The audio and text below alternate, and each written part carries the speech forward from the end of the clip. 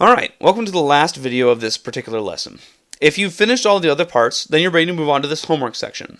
In this case, we're going to do some more testing.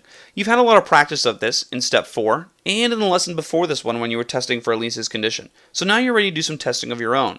In this case, you're going to use the metabolism simulation as the directions tell you, and test a healthy body with 6 corn. The reason they're doing this is because they want you to see how much energy is absorbed by the cells when you rest and when you jog. Because when you rest, you don't need as much energy, so your body should not absorb as much glucose. But when you jog, you need more energy, and so your cells should absorb more glucose. So they're going to have you do this in a couple trials to make sure you see what's going on. So in the first trial, you're going to see what happens when you're at rest and a person has to eat 6 corn. What happens to the glucose in their body and the oxygen in their body? And then write down your observations of the sim here. And then you're going to do the same thing a second time, because as you notice, we do most things in about 2 trials. We do this to get a good idea of if they're consistent, because if one trial is radically different from the other, then we know that we probably messed something up somewhere and need to go back and fix it.